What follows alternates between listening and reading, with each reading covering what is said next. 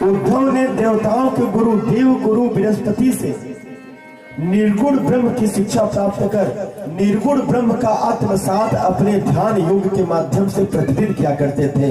अर्थात उद्धव जी उस समय ऐसे निर्गुण परंपरा के संत थे, ऐसे निर्गुण संप्रदाय के सिद्ध साधक थे जो प्रतिदिन उस निर्गुण निराकार की दिव्य ज्योति का दर्शन किया करते थे। उद्धव ये जानते थे कि ये कृष्ण उसी निर्गुण निराकार का सगुण रूप है, लेकिन उद्धव की प्रीति कृष्ण से नहीं होती थी। भगवान ने उद्धव को माध्यम बनाया। एक दिन की बात है, भगवान मथुरा के राजकाज का संचालन कर रहे हैं। सायंकाल का समय है। भगवान मथुरा की वाटिका में, मथुरा की पुष्प वाटिका में बैठ करके एक सुंदर पुष्प हाथ में लेकर के भगवान अपने आंखों से अविरल अश्रुधारा बहा रहे हैं। उसी समय उद्धव जी वहां से गुजरते हैं। उद्धव जी ने जब देखा कि कृष्ण रो रहे हैं, उद्धव के मन में थोड़ा सा भ्रम हुआ, संदेह हुआ। उद्धव कृष्ण के पास आते और कहते हैं कि क्या ब्रह्म भी कभी रोता है? क्या भगवान भी कभी रोते हैं? मुझे तो भ्रम हो रहा है, क्या तुम ब्रह्म ही हो? भगवान मुस्कुराते हैं, कहते हैं उद्धव मुझे तो ये नहीं पता कि मैं ब्रह्म हूं कि भगवान हूं कि ईश्वर हूं। इतना जरूर पता है। भगवान यहाँ लीला प्रारंभ करते हैं। भगवान कहते हैं कि मुझे इतना जरूर पता है कि आज मुझे मेरी राधा गोपियां मैया बाबा मधुबन के वृक्ष यमुना नदी गैया बछुओं की याद आ गई। उद्धव जी सर पे हाथ रख के कहते हैं कि अभी तो मैं भ्रम में था, लेकिन अब विश्वास हो गया कि तुम जरूर कोई माया की लीला से मुझे ठगना चाहते हो। अरे ब्रह्म भी कभी स्त्रियों के लिए विलाप करे? जो भ्रम सती जी को त्रेता युग में हुआ। हे खगमृग है मधुकर श्रेणी, तुम देखी सीता मृग नैनी। वृक्षों से भगवान जानकी जी का पता पूछते हैं, पशुओं से पूछते हैं। इसको देख करके सती मैया को भ्रम हो गया और परिणाम ये हुआ कि उन्हें अपना शरीर गंवाना पड़ा। यहां भी उद्धव जी को भ्रम हुआ कि ब्रह्म भी स्त्रियों के लिए रोता है। कहते हैं कि मुझे लगता है कि तुम कोई लीला करके मेरी बुद्धि को मोहित करना चाहते हो, क्योंकि तुम उस निर्गुण निराकार के सगुण रूप हो, ये मुझे पता है। लेकिन स्त्रियों के लिए तुम विलाप करो, गोपियों के लिए तुम रो, वो भी उन गोपियों के लिए जो गंवारन है, जो अशिक्षित है, दही मांट छाछ ही बेचना जिनका पेशा है, ऐसी निगोड़ी गोपियों के लिए तुम रो रहे हो। भगवान कहते उद्धव जी आप अभी मेरे शयन कक्ष में चले। बहुत ध्यान से इस कथा का श्रवण करें। प्रेम लक्षणा की विरह की कैसी कथा है परमात्मा की। उद्धव जी को लेकर के भगवान अपने कक्ष में आते हैं और भगवान कहते हैं कि उद्धव जी मेरे कक्ष में आप अपनी दिव्य दृष्टि से थोड़ा देखें। दिव्य दृष्टि से उद्धव जी देखते हैं तो देखते क्या है, भगवान के कक्ष में कमर से भी ज्यादा अर्थात पेट तक उदर तक जल भरा हुआ है, जैसे कमरे में कोई जल भर दे पेट तक। उद्धव जी कहते हैं ये जल कैसा है? कहते हैं भगवान की उद्धव ये मेरे राधा के नेत्रों से बहे हुए आंसू हैं, मेरी गोपिकाओं के नेत्रों से निकले हुए अश्रुधाराएं हैं।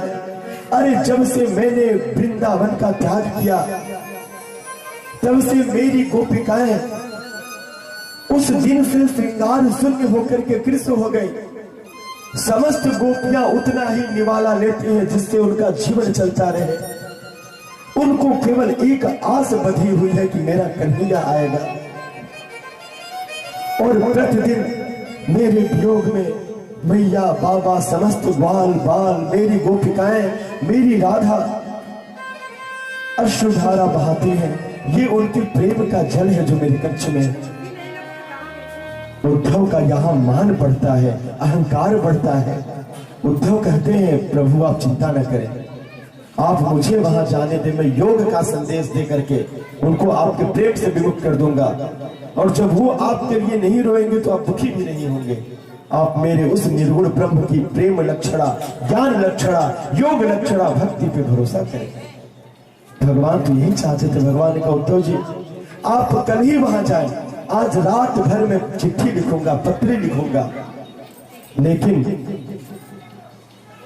आप वहां पर जाकर के भगवान चिट्ठी लिखे और ये चिट्ठी, ये पत्री मैया नंद बाबा और माता यशोदा को दे देना, ये चिट्ठी इस ग्वाल को दे देना। भगवान ने सबके नाम पे चिट्ठी लिखी, समस्त गोपियों के नाम पे चिट्ठी लिखी और एक विशेष चिट्ठी भगवान ने लिखी और कहा कि ये चिट्ठी तुम ले जाकर के राधा को देना और राधा का पता किसी गोपी से मत पूछना, राधा का पता किसी गोपी से न पूछना। यदि तुम किसी गोपी से कहोगे कि मुझे राधा से मिलना है तो गोपियां यह समझ जाएंगी कि राधा के लिए मैंने कुछ विशेष लिखा है, तो उस चिट्ठी को गोपियां ले लेंगी और राधा को चिट्ठी नहीं मिल पाएगी। उद्धव ने कहा तो मैं राधा को पहचानूंगा कैसे?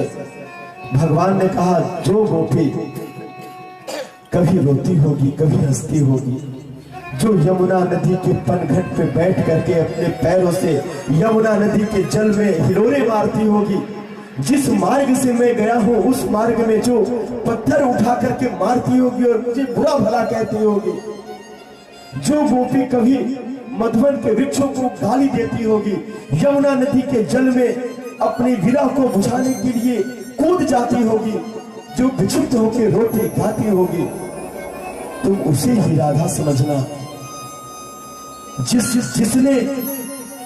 जिसको श्रृंगार किए कई वर्ष बीत गए होंगे उसे तुम राधा समझना।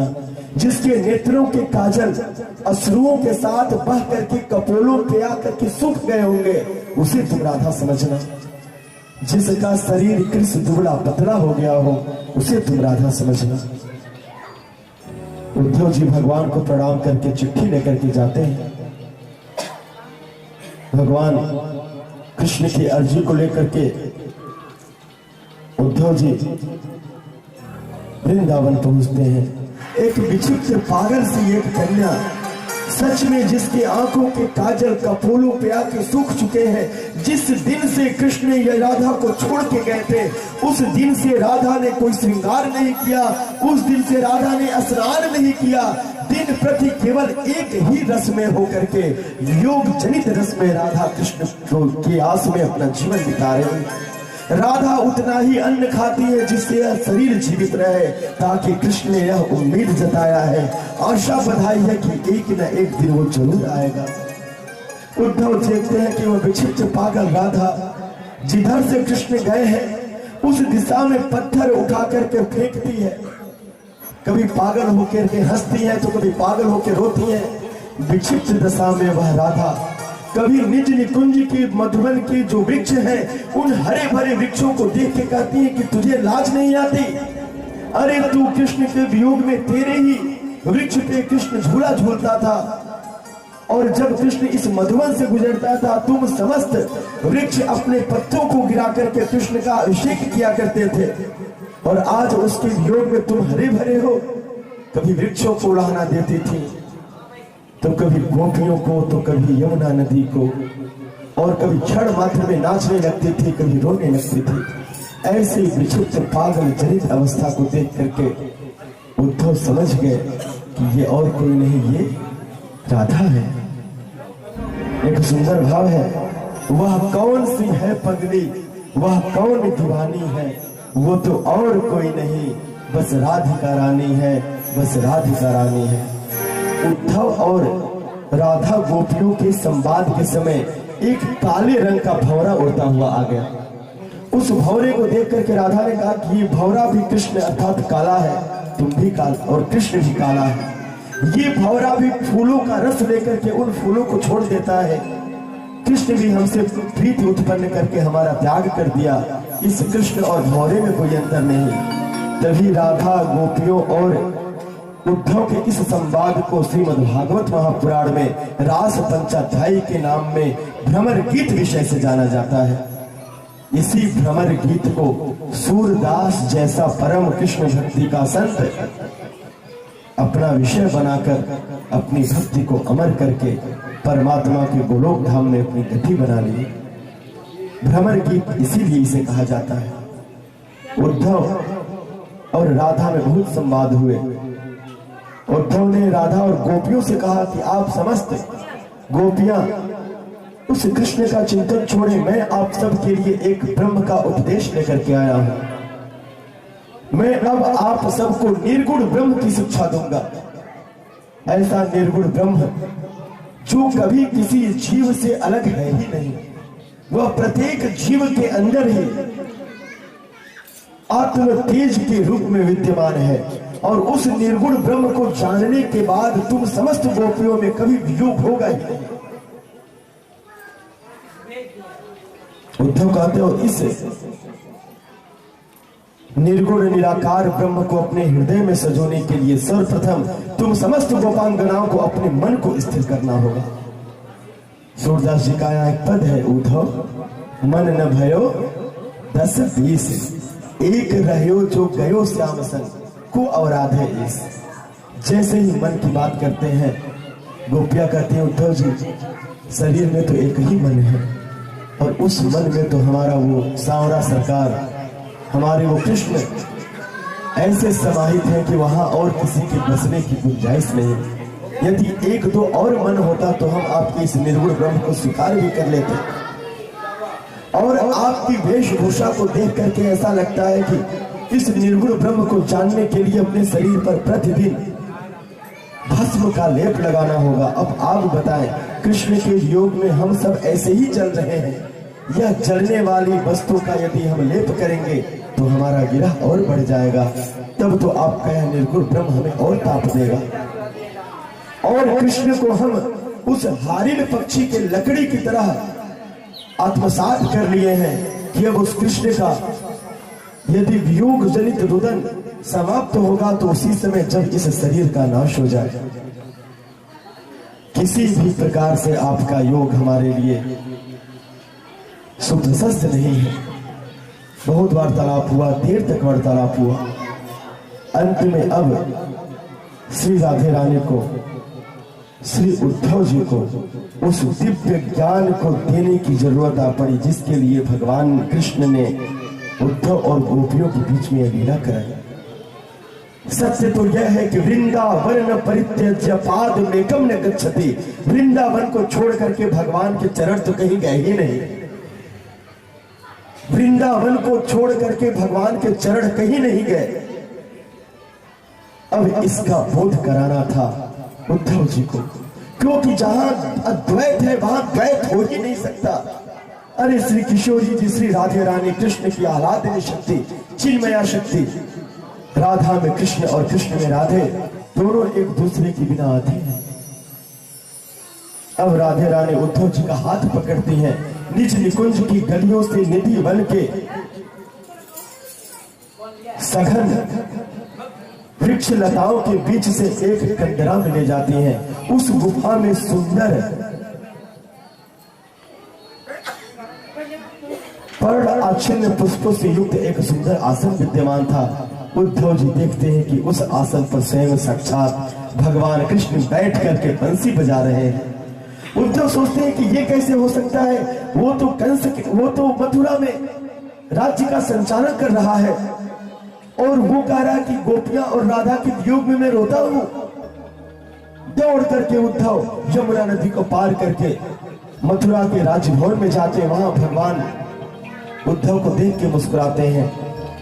उद्धव पुनः वहां देखते कि ये तो वहां है, फिर वहां कौन है। दौड़ करके पुनः वृंदावन आते हैं और अब अंदर जाते हैं तो देखते हैं कि इस बार युगल जोड़ी के रूप में श्री राधे रानी और भगवान कृष्ण बंसी बजा रहे हैं। और देखते ही देखते उद्धव जी देखते हैं कि श्री राधे रानी और भगवान कृष्ण की ज्योति अलग अलग निकल करके एक होती है, और उस ज्योति में एक ऐसे दिव्य निर्गुण निराकार की ज्योति प्रस्फुटित होती है, जिस ज्योति को उद्धव जी प्रतिदिन दर्शन किया करते थे। उद्धव जी को यह समझते देर न लगी कि हमने तो सगुण और निर्गुण के चक्कर में अब तक साक्षात सचल ब्रह्म का मैं अनादर करता रहा, अपमान करता रहा।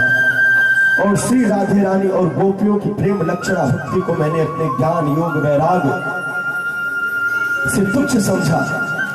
अरे अपने शरीर से अपनी जीवात्मा को अलग करके विचरण करके पर काया प्रवेश की जो योगात्मिका शक्ति है, वो शक्ति तो यहाँ सहज दही और छाछ बेचने वाली प्रत्येक गोपिका के अंदर है। अब उद्धव जी चरणों में बैठ जाते हैं, कहते हैं हे किशोरी जी, हे राधे रानी, तुम्हारे प्रेम को मैंने अपने निर्गुण और योग के बल से जीतना चाहा, लेकिन आज मेरा निर्गुण और योग का यह बल तुम्हारे प्रेम के आगे तुच्छ हो गया है। मेरा कद छोटा हो गया, मुझे क्षमा करो। और इतना कह करके उद्धव जी चरणों में गिर जाते हैं। भगवान कृष्ण की ज्योति राधा में समाहित होती है, राधा वहां अकेले हो जाती है। अब उद्धव जी कहते हैं कि भैया यदि लीला ही करना है तो लीला में कृष्ण ने ये कहा है कि आप उनके वियोग के लिए कुछ चिट्ठी लिख करके दे दें कि आप किस हालत में हैं। राधा के सामने उद्धव जी भोजपत्र बढ़ाते हैं, लाल चंदन की स्याही और अनार के वृक्ष से बने हुए कलम राधा को पकड़ाते हैं। राधा उस कलम को चंदन की स्याही में डुबोती है और सोचने लगती है कि मैं क्या लिखूं। कभी कभी प्रेमी को अपनी प्रेमी से कोई बात कहने के लिए शब्द ही कम पड़ जाते हैं। अरे प्रेम को शब्दों में जो बांध ले उसका प्रेम यथार्थ है ये नहीं। आज हम जो प्रेम में कुछ शब्द किसी को बोल देते हैं वो सब सीमित है, प्रेम तो असीमित है। प्रेम तो आनंद की वह परिभाषा है जहां दूर दूर तक निराशा का कोई भाव नहीं। प्रेम आनंद का वह मार्ग है जहां दूर दूर तक लेने देने जैसा कोई व्यापारी का मोल भाव नहीं। अरे प्रेम में तो सर्वस्व, जहां द्वैत है वहां अद्वैत का समर्पण हो जाए, वही प्रेम की सच्ची परिभाषा है। राधे रानी कलम को स्याही में डुबोती है, भोजपत्र पे कुछ लिखना चाहती है, लेकिन क्या लिखे इसी सोच में उनके नेत्रों से अविरल अश्रुधारा बह करके उस भोजपत्र पे गिर करके वह पत्र खराब हो जाता है। उद्धव पत्र हटा के पुनः दूसरा पत्र देते हैं। पुनः राधा लिखने के लिए कलम स्याही में डुबोती है, पुनः लिखने की कोशिश करती है, पुनः अश्रुधारा बहती है, पुनः पत्र खराब हो जाते हैं, पुनः पत्र हटा के दूसरा पत्र दिया जाता है। इस प्रकार कई पत्र खराब हो गए, राधा कुछ लिख न सकी। कृष्ण के ऐसे प्रेम को देख करके उद्धव जी ने राधा से कहा, हे प्रेममयी मूर्ति, हे प्रेमाचार्य देवी, युगों युगों से जब जब सत्य प्रेम की बात होगी उस समय सच्चे प्रेमियों के सामने तुम्हारी मूर्ति आदर्श के रूप में जानी जाएगी। तीनों लोक की कौन कहे, कोटि ब्रह्मांडों में यदि प्रेम की आचार्य कही जाओगे तो आप कही जाओगी। अब आपको कोई पत्र लिखने की जरूरत नहीं है, आप चिंता न करें। आपके अश्रुओं से भीगे हुए इन पत्र को ही, जिसमें कुछ नहीं लिखा है, मैं कृष्ण को दे दूंगा और वो इन पत्र को स्पर्श करके ही समझ जाएगा कि तुम क्या कहना चाहते हो। इस प्रकार राधे रानी के श्री चरणों से ब्रज रज को लेकर के, राधे रानी के चरणों से धूल को लेकर के उद्धव जी अपने माथे पे लगाते हैं। आज ज्ञान योग वैराग दही और छाछ बेचने वाली ग्वालिन के आगे नतमस्तक हो जाता है और इस धराधाम पर प्रेम की विजय होती है। इसीलिए कहते हैं कि ज्यादा ज्ञानी न बनो, ज्यादा योगी वैरागी न बनो, प्रेम करना सीख जाओ परमात्मा से, वही तुम्हारे प्रेम की लाज रखेगा। एक हाथ में राधे रानी को, राधा रानी के समस्त प्रेम को मानो अपनी एक मुट्ठी ब्रज रज में सजो करके उद्धव जी कृष्ण के पास आते हैं। कृष्ण अकेले में एकांत में है। कृष्ण कहते, उद्धव क्या तुम अपने उद्देश्य में सफल हुए? उद्धव कहते हैं कि हाँ भगवान, आज मैं अपने सच्चे उद्देश्य में सफल हो गया और आज मेरा ज्ञान योग वैराग्य राधा के चरणों की धूल के आगे इसका रजकण के बराबर हो गया। यही मैं सीख करके आया हूं। और जब तक उद्धव का जीवन रहेगा राधा के श्री चरणों की इस धूल के एक एक कण को अपने माथे में लगा करके तुम्हारे और राधा के श्री चरणों की वंदना करके जीवन बिता देंगे। और कुछ न पूछो राधा और गोपियां कैसी है। ये पत्री, यह चिट्ठी राधा ने दिया है। कृष्ण उस भीगे हुए, राधा के अश्रुओं से भीगे हुए उस पत्र को पकड़ते हैं और कृष्ण को कुछ पढ़ने की जरूरत नहीं थी, उस पे कोई अक्षर नहीं था। राधे रानी के अश्रुओं से भीगे हुए पत्र को पकड़ के कृष्ण के अंदर ऐसी वेदना हुई कि उस दिन कृष्ण ने फूट फूट करके वो ब्रह्म रोया। गोलोक धाम की वो शक्ति, कहा जाता है कि ब्रह्म रोता नहीं है, लेकिन उस दिन कृष्ण फूट फूट करके रोया। और उद्धव का पूरा प्रयास इसी में था कि रोते हुए ब्रह्म की एक बूंद भी कहीं न गिर जाए। फिर भी मथुरा में कृष्ण की कुछ बूंदें गिर गई। इसीलिए मथुरा और वृंदावन की रज की महत्ता है, जहां पर कृष्ण ने अपने वियोग जनित राधा के लिए अश्रु बहाया। ऐसा प्रेम है, ऐसा प्रेम जहां द्वैत है ही नहीं, जहां अद्वैत है। और ऐसा प्रेम जब तक मनुष्य अपने हृदय में नहीं करेगा, उसे कृष्ण की भक्ति नहीं जगेगी।